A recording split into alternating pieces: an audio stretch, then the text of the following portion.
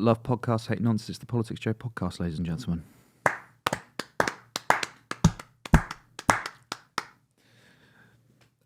They're getting lazy with it. I hit the mic a few times. That was just you and me. And I know. I've just lost a cable. Did you? I don't think it was connected to anything, so I think it's all right. I don't know what. Can you still hear me there, Sean? Yeah, they're all right. Will it always just be two of us on this podcast now? Ed's gone to Cornwall. Well, where would he sit? Under the table, maybe. I quite like the concept of maybe like a cyborg biomechanic Ed. Yeah. That has podcast microphones for arms. They've done you that on the Reddit. Have you seen? Yeah, I saw that. Yeah, it's good. That. Yeah. Funnily enough, Sean was actually thinking about doing that himself, and he did. I don't know why you decided against it, Sean. Oh right, okay. But seriously though, how can there are at present there are 5 people in this room. I only heard 2 people clapping then. Yeah, I did. What do you think that means? I think morale is treacherously low. They've turned the weans against us. Yeah, they've turned the weans against us, yeah. Sharon, let me see the children. How was Politics Live, Ava Santina, Capital J journalist? Yeah, fine. Enjoyable? Did you have any fresh takes? Was it spicy? No, I couldn't. As I've told you already, I couldn't concentrate because my hair didn't feel right. The hair has to be right for the takes to be spicy. It's very difficult to deliver a good take when you've got bad hair. Don't I know it? All my takes stink for that reason. Yeah. No, it was fine. It was. I thought there was a dynamic that was a bit odd, which was that there's obviously this huge winter fuel allowance that we're going to be talking about in a minute. Announcement from Labour that's going to be voted on tomorrow, and Labour offered up a backbench Labour MP.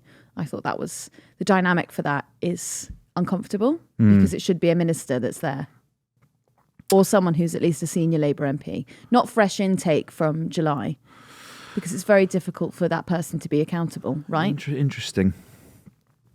Do we view Politics Live as one of the sort of as part of the ministerial broadcast round? Yeah, no, it is. Do you think so? Yeah, no, I don't think so. I know so because Labour Party put someone up for it. I feel like Politics Live is a good sort of like stomping ground for backbenchers and people of that nature. Sure. I feel like that's where I kind of see, you put your up and comer, you put a pre Treasury Sec Darren Jones onto Politics Live. You don't drop bangers like Wes Streeting on Politics Live. He's been on Politics Live many a time. He has, yeah, he has. Which is why I had a wry smile as I said that. Oh, was it wry? Yes, it was. Would you call it wry? I couldn't get it from this angle, Couldn't so I you? apologise. It's because Sam's, cyborg is in the way. I can't. Is that the correct use of cyborg? Yeah, well, it would have to be animatronic. It would have to be connected to a person at present. But we can... Well, it is. Ed's holding them up. We can anthropomorph... Yeah, we can. Yeah, we'll call it a cyborg, sure. How would they be standing upright if Ed was not there to hold them? Ed's actually lying down prostrate on the floor right now. Mm-hmm. These are his arms, like this, upwards. And one of Megara Fury's ball gags is in his mouth, so you can't hear a word he's saying. Just the way we like it. Mm-hmm. How was LBC yesterday? I didn't do it yesterday. I did it on Saturday because I'm only doing Saturdays now. Yeah. Nice. Yeah, just work-life balance and all that. But it was good. There is that. 7 days a week does take it out of you. Yes. But it was good, yeah. You discussed something interesting, didn't you? Do the... It's a rarity. Yeah, no. National anthems? We did national anthems, yeah. We did Lee Carsley in the national anthem. What else did I do? I feel like I did a bit of housing, perhaps. I can't remember now. It's all a blur. You sort of forget these things, I guess. Yeah, I did national anthems. Does it matter that Lee Carsley doesn't sing the national anthem as the England football manager? What did the callers reckon? Or did they reckoned it mattered a lot. Yeah. Yeah. They thought it mattered a lot. Which is perhaps unsurprising. I had one guy who said it was like the most important thing possibly in life. The national anthem? To sing the national anthem. And so I asked him what the first line of the second verse of the national anthem is. Oh. And he didn't know. Ooh. You pint of milked him. I pint of milk Lee in Dartford, yeah, but he had it coming. And then I had one woman who said she thinks it's the most important part of the sporting fixture. The most important part of the sporting fixture, yeah, is the national anthem. Is the national anthem, and she said she goes in to watch the national anthem because she likes seeing the hunky men singing with their hands on their chests, then doesn't watch the game and goes back to the kitchen. Verbatim. I'm not verbatim. She said that. What was her name? Oh, sorry. I thought you already said it. I wasn't testing. No, I didn't. What was her fucking name? That sounds extraordinary. Yeah, but then you also don't really want to like pass remark on it because you don't want to be like, oh, how progressive of you, Matilda. Yeah, Susan. Yeah, real Susan energy. Oh, you like that Susan, do you? Mm. Yeah. But no, because, look, whatever floats your boat. If you'd rather be in the kitchen than watching the England team, sure. I quite often would rather be in the kitchen than watching the England team. Yeah? I've had enough of suffer ball. But I think maybe those days are behind us. She'd rather Potter. We looked quite dynamic, I thought. Did you watch the game? No. Mm. What did I do this weekend? No, I was out. I was out. Gallivanting. Well, I was shooting and then I was out. Mm. In Soho, I believe. There was a point in time, yeah. Yeah. Which is rare for me now. Oh, fuck off. No, I used to be a regular frequenter of Soho, and I have What happened? graduated out of it. Oh, you think you're too big time for Soho? No, not at all. Where have you graduated to? Well, I'm not going to say that, am I? OPSEC. Huh? OPSEC, like Ed Campbell. Yeah. Definitely don't ever say anywhere you go. Yeah. Just to be safe. Yeah. But you still do go. Yeah, but you see, You still have a beer. I think it's because I now enjoy going rather than going. Yeah. And Soho was for the latter. Yeah. And where I go now. Well, it's entirely a matter of your own business. But do you see what I'm saying? Yes. Oh, no, I understand Yeah. the distinction completely. Yeah, perhaps it's age. Maturity. There's going to be a good photo feature about that, I think, in the near future on K-Star News. I know. You weren't in the meeting where I was going, that's not an age gap. Okay. Should we talk about winter fuel? Yes. So, the vote's tomorrow. Are we expecting abstentions? Are we expecting a rebellion? What's going to happen? Well, it's difficult, isn't it? Because we don't know what the whips are going to instruct. Starmer wouldn't say, would he? He wouldn't say. Yesterday on the BBC. And he said it was for the whips office, which is something that you say. If you're... Because obviously it's ultimately up to you, isn't it? It's not up to the whips. You are the fucking Prime Minister! Yeah. I am sick to death, Ava Santina, of political leaders of all stripes. What does leadership mean? Taking responsibility, taking accountability, saying, I'm in charge and I'm going to fix it. And all I've heard for years, is the word unprecedented. Oh, we had a once in a century pandemic. Oh, but for the war in Ukraine. But for the actions of the previous government. I don't care. You are in charge. Take responsibility. Do something about it. Passing the buck, some might say. Yes, it's exactly what I'm talking about. But then you could flip that argument. I'm going to play devil's advocate here. No. And I'm going to say, well, Labour have now told you for the past couple of weeks that they've got to make tough choices and difficult decisions. And is that not taking accountability? Yeah, no, for sure. I'm saying on the specifics of this point to say, will they be suspended? Will they not? It's a matter for the Chief Whip. The Chief Whip does what you tell him to. Yes. It's a get out of jail free. And simultaneously, for so long, Starmer talks about it all the time, right? Sticking plaster politics, how he hates it. Wants like long-term solutions, proper grown-up politics, long-term addressing of these things. And I would be encouraged. I would be maybe not moved to tears, but it would certainly move me if someone said, look, here's X problem. You could say it's because of the war in Ukraine. You could say it's because of Rishi Sunak. You could say it's any of the above. I don't care. Here is how I'm going to address it.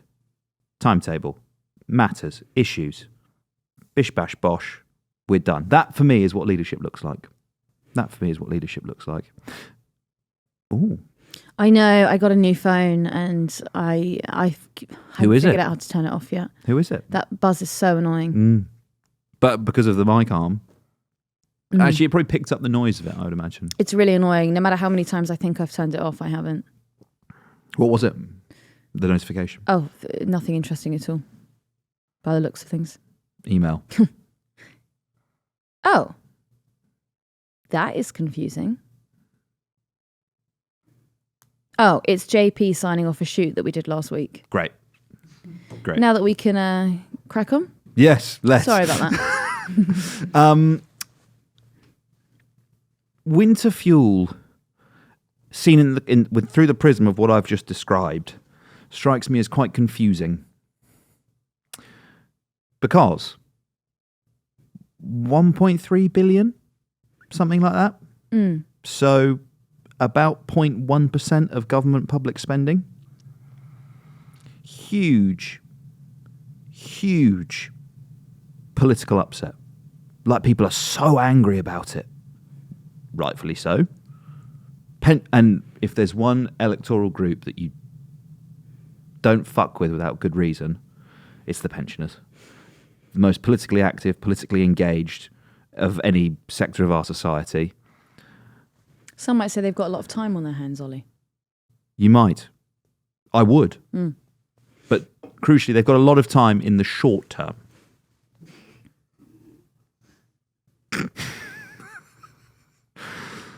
So really, it's a matter of perspective. Tony Blair said something about... I'm not going to be able to do the quote properly. He said an angry pensioner is more aggressive than a Rottweiler on crack or something like that.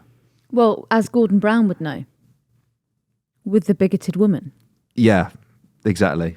Was Gillian Duffy a pensioner? I don't know, but everyone had a perm back then, so it looked like... It was like 2010.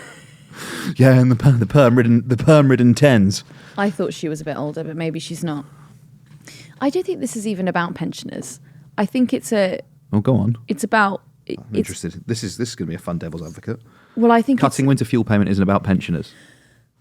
I think it's morality, isn't it? It's a moral argument. It's where can we kind of balance the books a little bit? And then the people that they go for are usually in contrary to actually what you've just said about pensioners having a lot of time to write letters or whatever, it is actually the voiceless. So what you saw throughout austerity were several cuts that were made that directly impacted people who are at the bottom end of the scale, right? That's where you saw excess deaths.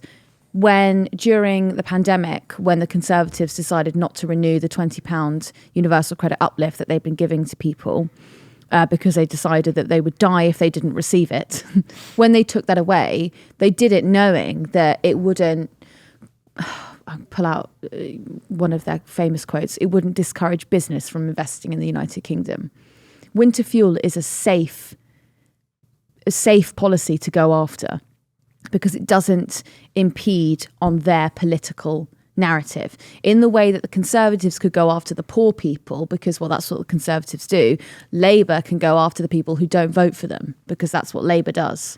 But they can't. They have to appease the trade unions. They can leave the pensioners alone. Other way around. Yeah. I understand what you're saying. Interesting. Because Osborne never went after the pensioners, right? Deliberate choice. It was, and made regressive cuts to, for example, in-work benefits and things of that nature. Triple lock on pensions, as we've seen in recent history. And so I wonder if, to your point about a moral argument, if it almost serves, it's like a sacred cow, right? It's no, times are changing.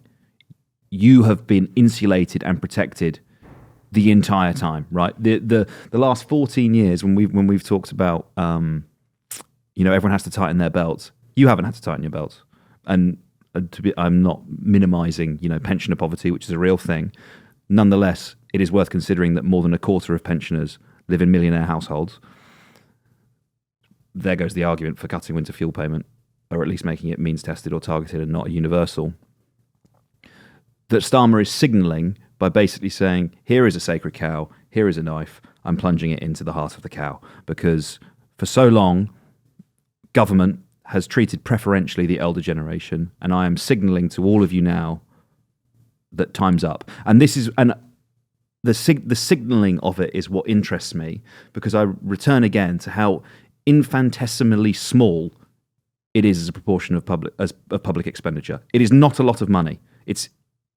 I feel like its value is in its symbolism, and how politically damaging and dangerous going after this can be for him. It's not without risk, and he is a gambler.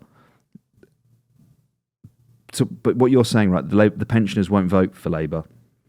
To an extent, that's true. Their landslide victory was essentially reliant on a number of things, one of which was the Conservative vote not turning out. It was people who traditionally vote Tory staying at home. We had a chronically low turnout. I saw IPPR put it at about 52% in the wake of the election. I think more recently, more accurate figures put it at somewhere between like 56 and 59% turnout. So it's historically low.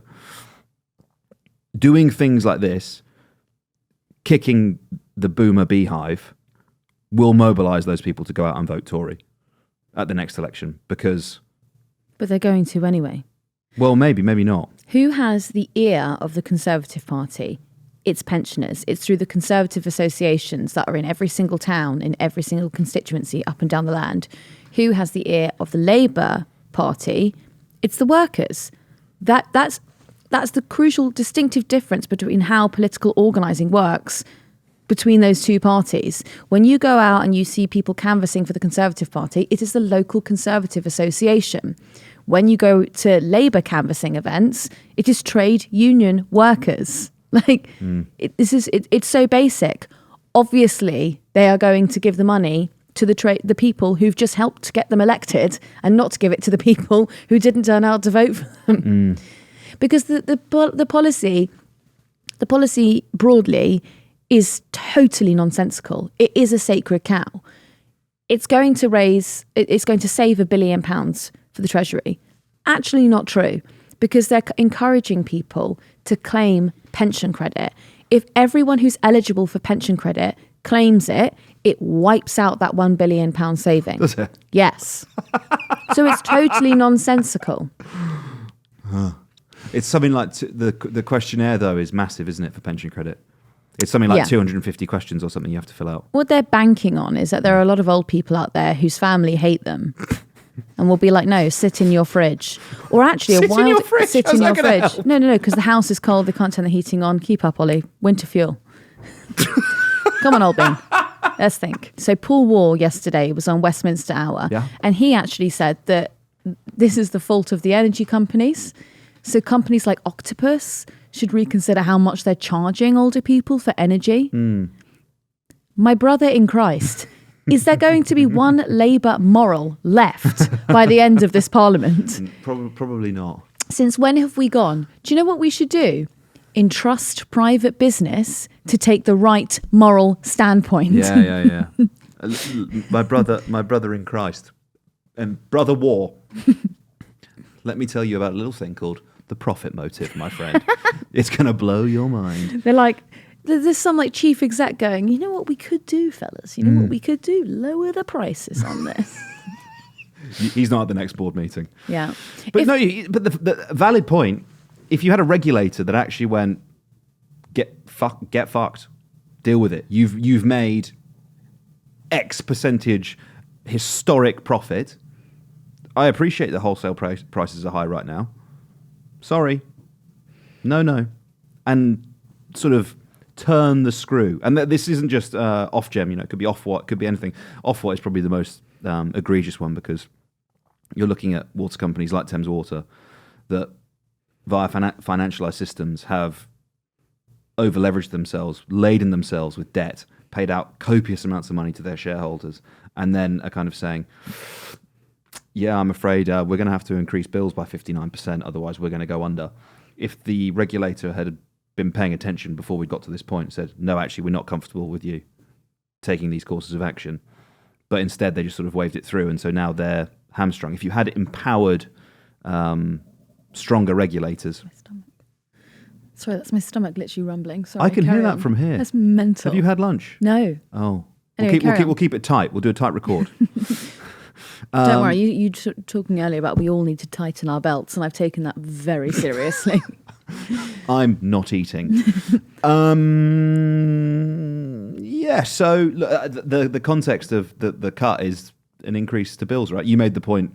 I think you made the point. Wait, hang on. Can you pause there a minute and just talk about Ofgem with the point that you've made there about Ofgem? The regulator should be better and say you should take the peaks and troughs, right?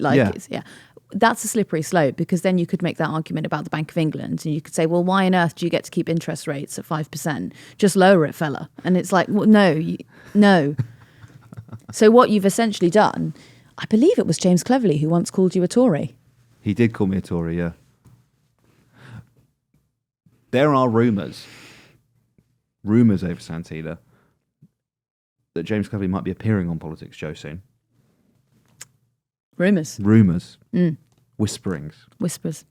How many of the Tory leadership candidates do you think we can get? Obviously, after we'll have to wait for the vote, but then once it's down to the final four. Tricky with Kemi Badenoch. Tricky. Oh my God, my stomach. Oh fucking my mental. days. That is insane. That's like... that sounds like... Yeah. Whoa. Whoa. Ultrasound. Let's go back to the point you were going to make after the Bank of England. Yeah. Well, look, there is an argument that goes, they shouldn't be allowed to increase their prices in this way. The regulator should screw down on them and say, you've been making hay while the sun shines. Terribly sorry, old chap, but we're drawing a line in the sand here.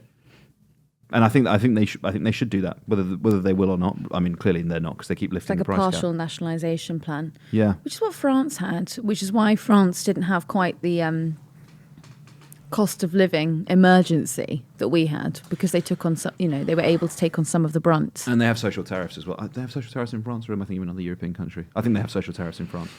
But the government were able to take on. Yeah. I mean, so did we. It was EDF, wasn't it? Yeah, Liz Truss. People think that and it was partly this because she spooked the markets, that what sunk her was the... I love that phrase so much. Spook them. Yeah, it's like a horse. Yeah. Like you don't want to fuck with it too much, otherwise, you'll walk past it and it just kicks you in the head and you're fucking gone. It's like the market's sentient or something, Yeah. It's a scared little girl, the market. It's difficult, isn't it? Because the market simultaneously has an invisible hand that's going around sexually assaulting people. But then on the other hand is a live horse that just kicks you in the head when you least expect it. You've got to let it grope. Someone should mock up what that actually looks like. You've got to let it grope or it kicks. What was that, Sean? Horses used to have hands. Yes. Did they? Yeah, well, they used to have about 17, didn't they? 17 hands at the shoulder. It always gets comes right back around to Mr. Hands and the horse. The PoliticsJOE Venn diagram. Do you worry that Keir Starmer is going to get to a point, if they keep peddling this line, that there are going to be extraordinarily tough decisions in the UK and not giving us a little hint about what those extraordinarily tough decisions might look like? We've had this drip fed to us about tax rises or, which would affect businesses. If he doesn't tell us soon enough, could that not spook the markets? Why would you... No. Sorry, it was a serious question. Saying, yeah. Because why on earth, if you were an investor, we're going full blue ribbon today. But if you were an investor and what am I wearing? You blue old bean. Okay. If you don't know, or what do you mean? What are you wearing when we go Tory? When I'm an investor, I'm trying to picture. Oh, it in my when you're an mind's eye. investor, am I, pinstripe suit, pocket square cigar, or am I hip, cool Silicon Valley VC guy in hoodie, flip flops? I think you're VC.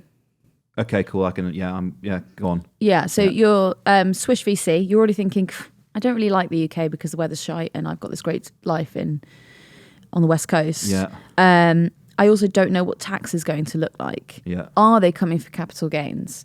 Are they coming for business? What are they going to do? you're not going to then put your money into the United Kingdom. And I'm not saying that he shouldn't do any of those things, but I do think he should probably give us a clue at some point before the October budget about what's going to happen. Are you coming for private equity? There are a couple of schools of thought on this. One is there's a guy called Aaron Advani who was, I don't know if he still is, an economics professor, I think it was the University of Warwick, and he went and did the research. He looked at the tax receipts, anonymised, but there's a record, I think it's somewhere in East London, that just has all of the tax receipts. And he was looking to measure the impact of various measures taken against capital gains tax, tinkering with tax, tinkering with other things, and what impact they had on capital flight. So if you increase it, do people leave? What's the correlation between the two? And he found over 30, I think it was actually 45 years of tax receipts, that no matter what you do, it has no bearing whatsoever on how many people enter and leave the country, high net worth individuals, which I found a little bit surprising. The other school of thought, which is, I think, advocated most recently by many others, Dan Needle, the Twitter tax guy, which is that if you want to do a wealth tax, you basically have to not tell anyone and do it quickly, do it immediately, and crucially, to be most effective, you possibly do it retrospectively. So there isn't any, I'm going to set up trusts, funds, a new business, non-domicile, whatever. You can't. The horse is bolted. We've said we're actually going to base it on what your net worth was, or your total take was last year, or whatever, so that people can't get out of it that way. He also advocates for a dramatically simplified tax system where you have a land value tax or a land tax instead of council, that you do away with. What's the one he wants to get? National insurance, and others. So there are various schools of thought on it. He's a big believer in the uncomplicating the extremely complicated tax system that we have in the UK. His big thing, isn't it, is the 60% marginal tax on people who earn over 100k. And then there's another one, which I think is combined households. There's something to do with like childcare policy, where there's basically like this huge plateau where if you're in, I think he tweets the graph all the time, it's like 5 or a 10k earnings bracket, where essentially your income, you basically hit like a 60% marginal tax rate, and then if it goes high, it goes under again, depending on how many children you have. So yeah, he likes highlighting the absurdity of the tax system. It is absurd. I quite enjoyed I think it was the Daily Mail, one of those newspapers a couple of weeks ago was talking about how millionaires were fleeing the United Kingdom. Old Bean. There's over 2 million millionaires in the United Kingdom, right? 9,000 of them left. That's just like, that tears could be error. Yeah. It's a rounding error, yeah. Tears in the rain. There's a ton of millionaires. A lot of them are pensioners. Also, I just don't... No. Find me another economy within sort of a relatively close time zone. English is the first language, with the schools, the lawyers, the institutions, the restaurants, the culture that London has. There are, I think, genuinely, there are about 2, possibly 3, truly international megacities. They're New York and London. Some people will make an argument for Paris. Some people might make an argument for Tokyo. Essentially, if you're one of these super high net worth individuals, particularly if you work in a key industry like finance, your options are basically London, New York. You're not going to move to fucking Frankfurt. You don't speak German. You don't like bratwurst. Like, it's not happening. There's only so many Oktoberfests you can go to. Exactly. And people price too heavily the idea that these people will like up sticks and leave. Yeah. Because they like it here. You mean, you're going to take your kid out of school because you've got to pay an extra fucking 20 grand in tax? Yes. I suppose it's sort of like the fallibility of most arguments against higher tax can be explained by, all of the pull factors that they talk about with migration. They're like, why wouldn't anyone want to be here? Oops, sorry. The green screen just nearly fell off there. Obviously, people want to be here. They're all trying to get here. So why does that argument not apply to millionaires? Everything you've just said, I'm pretty sure it applies. I'm going to get in trouble for something I've said. I know it's going to be quoted out of context. I was briefly asked on Politics Live earlier, oh my God, my stomach, that is actually ridiculous. Strong. Anyway, I was briefly asked, should pensioners, if they're sitting on a £500,000 asset, downsize in order to pay their bills? I think the obvious answer there is yes, because if you are a renter, or actually if you are anyone else would have to do that. Yeah. I think that that's quite a natural Yep. in your life. If you can't afford the current life you are living, you have to downsize. Yep. I don't think that that's an outrageous thing to say. No. But I've already seen quite a lot of tweets. Apparently I want old people to die. No one can have a normal conversation anymore. No, they can't. Yeah, look, I get the argument goes, if you're young and you can't afford a mortgage, you don't get a house, right? If you're old and you can't afford whatever bill it is, but you have this ginormous asset, then you sell the asset. I mean, this is we live in a capitalist society, so yeah. I mean, you could remortgage and draw down some capital and pay an interest-only mortgage. But perhaps. they say, why should they, Ollie? That's what they say. The entitlement is staggering. Yeah. Also, from like a housing point of view, like you need that liquidity in the market, right? You need the movement so that, look, no first-time buyer is going to move into, let's say, a 4-bedroom family home. But if the pensioner who lives in a 4-bedroom family home that at most has 1 or 2 of their children staying in it a couple of weekends a year, they sell that. A small young family moves into it. You know, it's a chain, isn't it? So Yeah, you house have blocking. fucking house blockers. No, yeah. but I mean, there probably is an argument for that as well, isn't there? That because there's not enough movement, because certain people... do you know what's funny? The argument about how pensioners have worked really hard and so they've earned this, that argument can only ever apply to pensioners. That argument, for some reason, never applies to any other age bracket. It's like a 38-year-old who, you know, might like to rent and can't afford to rent anymore because the rental market in cities is so out of control. It's like, well, he should move somewhere smaller. Yeah.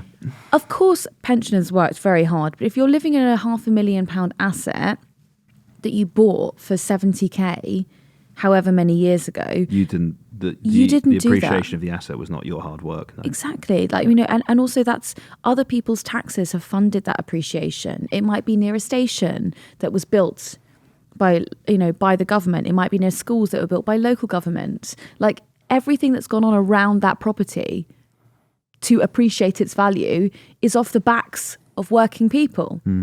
We're all in it together, fellas. We just got to tax the 1%.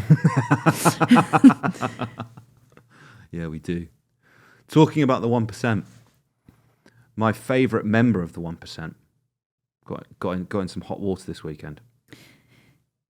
What would Taylor be in Spanish? Taylor. That's probably French, isn't it? It sounded French. Tailario. Taylor in Spanish. Oh, it's Taylor. Just Taylor Rapido.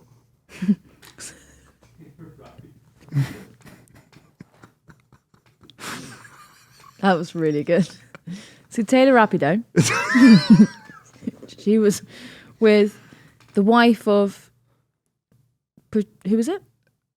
Patricio Mahomes. Yes.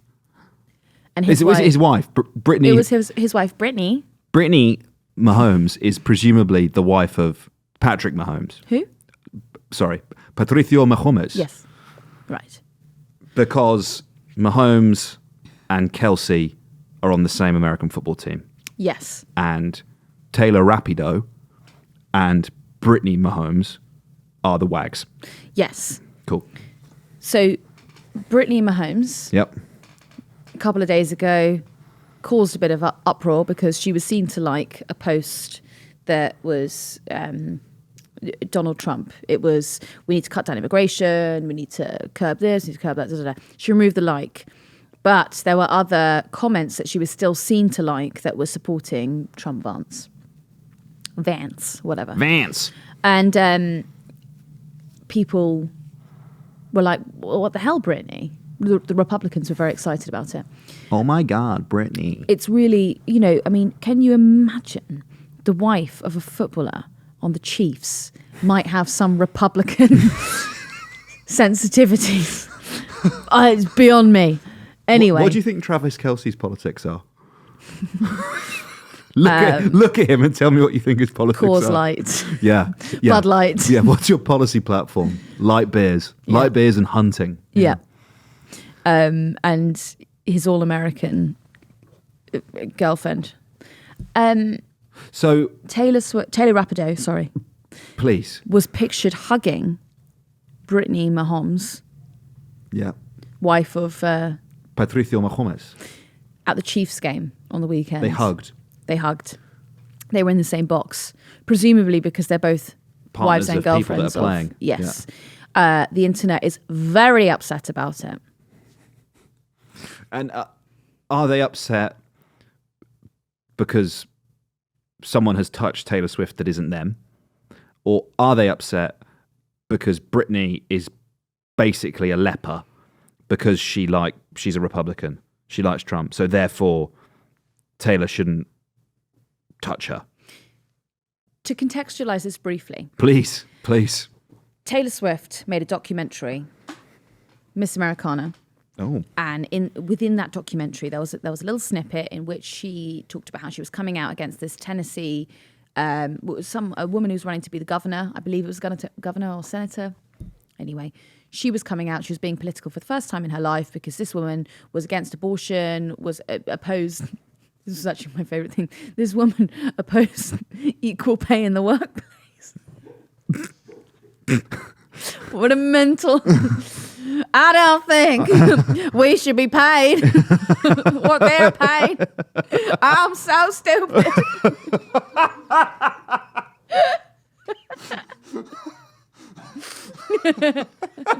I cannot count. Vote me for governor. Anyway. Okay, yeah, so Taylor came out. So the argument is Yeah. she came out against Trump and his descendants, his supporters, when it mattered to her because she was losing her popularity, which is just not true. She's never been unpopular, apart from maybe a little briefly during one of the albums. But anyway, she's now endorsing Trump by hugging Britney. Well, that's not true, is it? Why do you think the Democrats want Taylor Swift to endorse Kamala so badly? Do you have an idea? Or do you... I'm asking you, but I think it's because she's really famous. Well, I think that they think that she'd sway the election. But I would point you back to that election that was in Tennessee, and whatever her name is, who doesn't believe in equal pay, actually won. So I don't know how helpful it was. Right, okay. So Taylor, she wasn't able to swing that race. She was not able to swing that race. Some people argued that by drawing attention to it, she actually mobilized the Republicans. But then there's been other evidence that when she's told people to go out and register to vote, there's been a huge uptick in the number of people who register. But, the problem is, yeah, okay, I guess they want they want the Democrats in because it is the least terrible option, right? In their opinion. A lot of these things that Americans online, young people, Democrat supporting Americans, believe in, the Democrats aren't actually doing. There's a gap, isn't there? I guess replete with across other political parties, right? The membership, or certainly the younger supporters, are often more radical than the actual parliamentary party. But yeah, for sure. And there's a lot of young people who are disowning the Democrats, right, over Palestine. So Yes.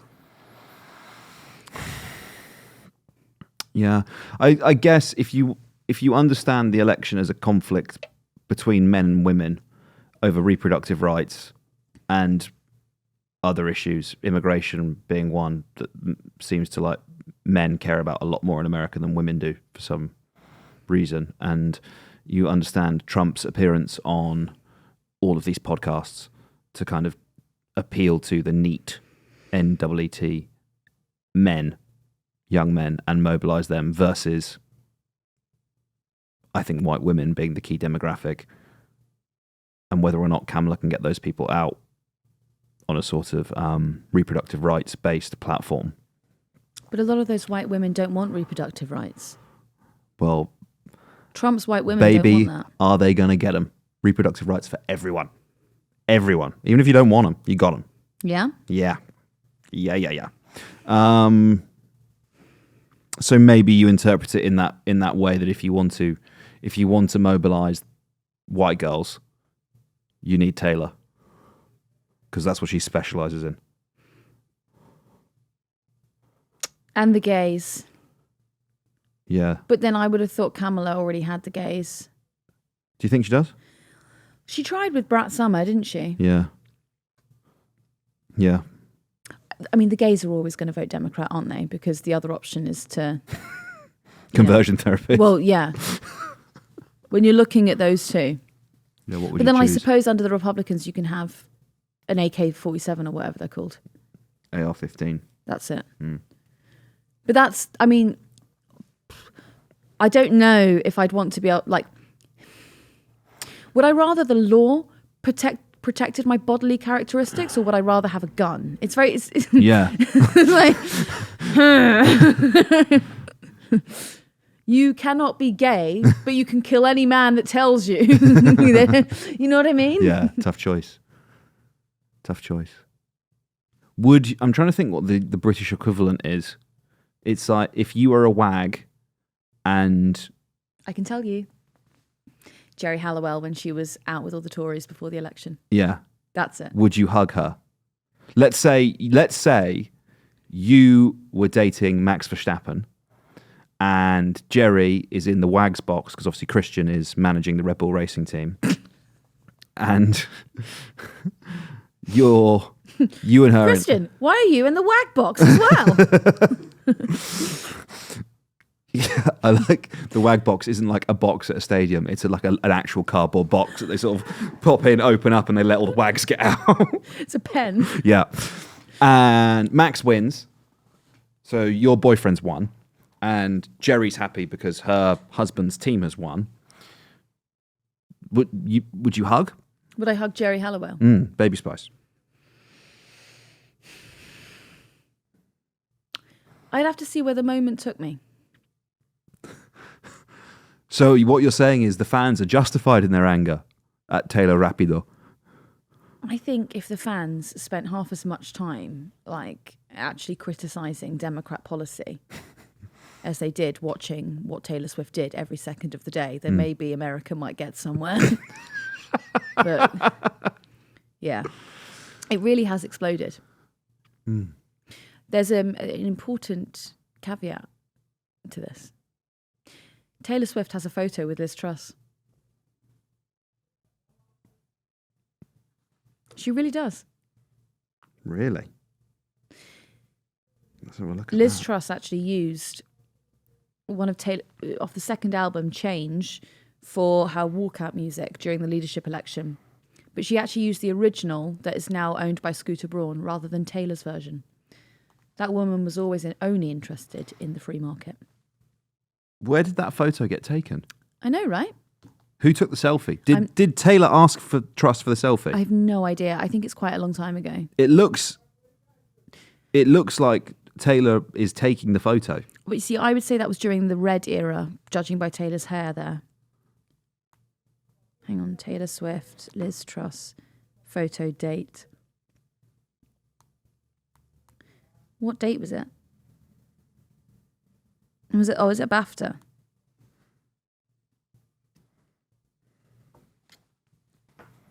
It was okay.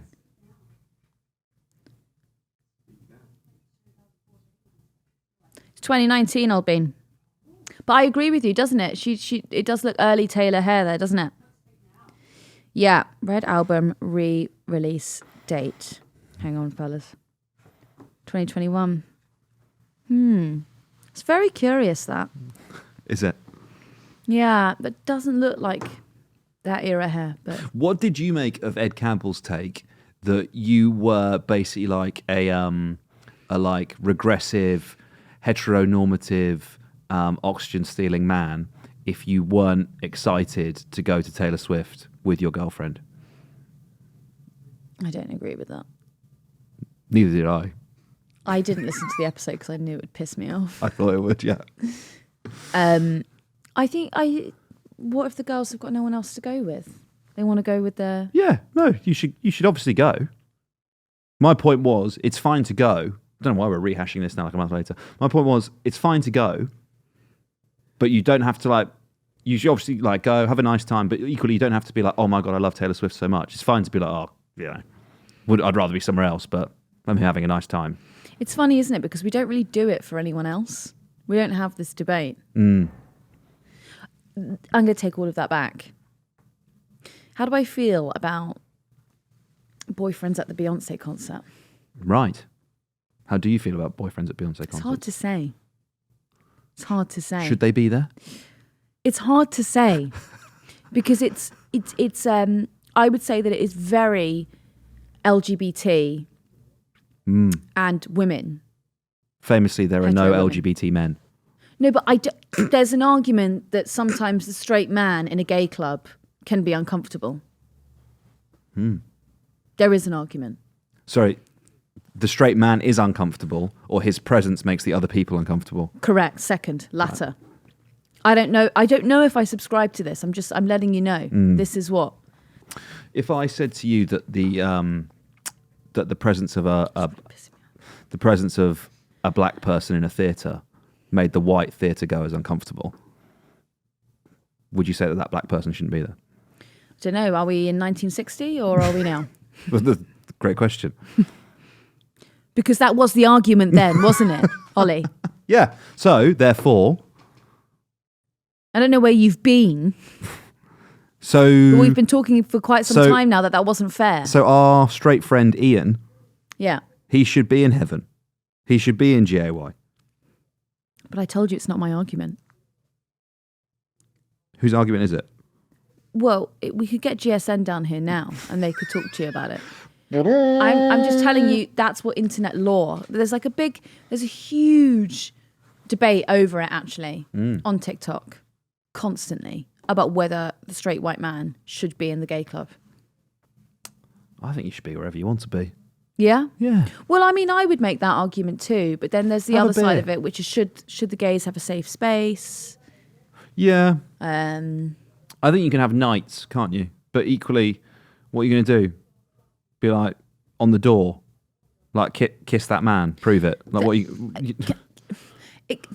straight, if you're in a big group of men and you look straight, you probably would be refused entry to a gay club. Profiling. Yeah, you probably would be profiled. Straight man profiling. Yeah. Are those bootcut jeans? Yeah. Fuck off. Are those brown shoes with blue jeans? Get out. You're wearing jeans and shoes? Idiot. Idiot. Oh, you've got your big my pronoun is beer t-shirt on. I don't think you're going to like it in here, fella.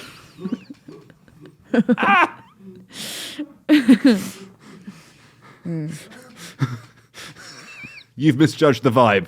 Go home. Yeah. Shall we... GSN need to come down and do a shoot. Yeah. They'll need to cleanse the homophobia from the room before they shoot. Yeah. And you also need to eat some lunch. Yeah, I mean, judging... Yeah, I've calmed down now. We'll hit it and quit it. We'll stop the record. Wait, I wanted to bring up one last thing. Can I just bring it up? I wanted to leave it with them. All right. Sorry, look, give me 30 seconds, if that. Leave a comment on this video. Maybe a review.